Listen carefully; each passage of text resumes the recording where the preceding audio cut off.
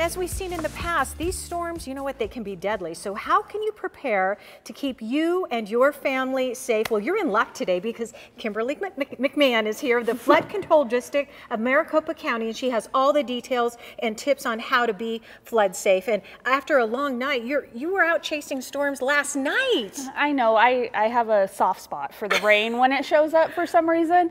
And my husband and I just jumped in our car and headed north and to see if we could get wet. Wow, and did you? Oh, absolutely. Yeah, wet and dirty. Yeah. There's a major dust storm last night. So let's talk about flooding, because here in Arizona, it's something that, you know, we don't have a lot of rain, but when we do, it comes fast and furious. How can we be smart about it? Well, there's just three things that we tell the public that they should do when it comes to monsoons, and that's first is we want people to stay informed.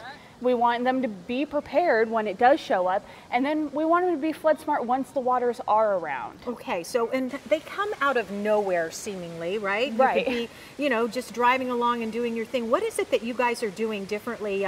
You've actually provided, and I appreciate this, a real-time access to a rainfall map. Right.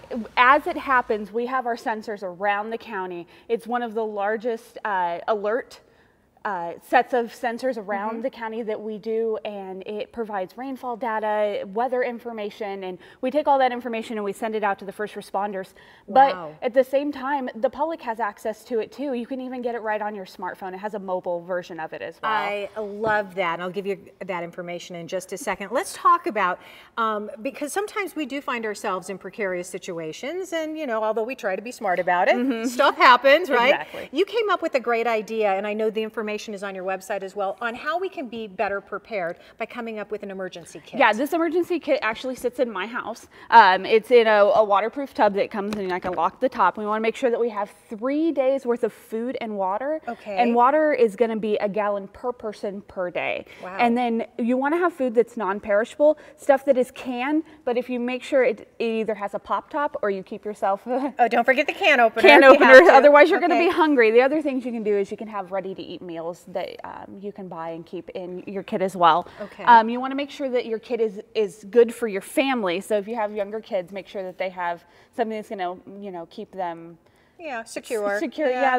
Things like blankets, stuff that you can keep sanitary napkins and that type of stuff. And also you want to have a first aid kit. Oh, that's a must. Yes, because you don't want to be without that. Now, so you really do keep this right by the door, right? So when do you grab it? How do you, every time you go out? Or? No, I don't. This is the one that stays in my house. Okay. But I do have a backpack, so I have a grab and go one that if I ever have to evacuate for any reason, it keeps smaller water bottles in it, and then that it's easier for me to carry. Okay. Because I don't want to be lugging this big thing around. Right. And then I keep some things in my car as well. So. And that's the challenge, is that there's a lot of things because of the heat you can't keep in your car. Exactly. Right. So it's good to have maybe a little bit of both, some in the car, some ready to go. Yeah.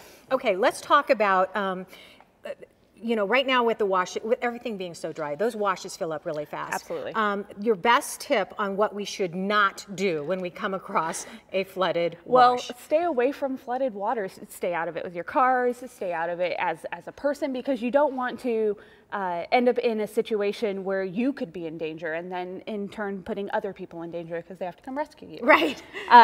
We partnered with the Maricopa County Department of Transportation to put up flashing signs in some of our more dangerous areas where the water does come through, that's triggered by that alert system we talked about. Excellent. So that's really cool that we're starting to do more intuitive, you know, things that would be good for the public so we can keep people safe. Okay, so especially, I mean, as if a sign isn't enough, if you see the flashing lights, definitely don't stay away. Cross. Okay. Yeah. Kimberly, good information. Yeah. Thank you. And thank you for chasing a storm last night, because, you know, then she keeps us all in the know. All right, let me give you some information. The Flood Control District of Maricopa County, they have even more tips on how to be flood smart. You can find them at fcd.maricopa.gov, and of course the list of all of the stuff you might want in your emergency box. And for more information, you can even call them at 602-506-1501.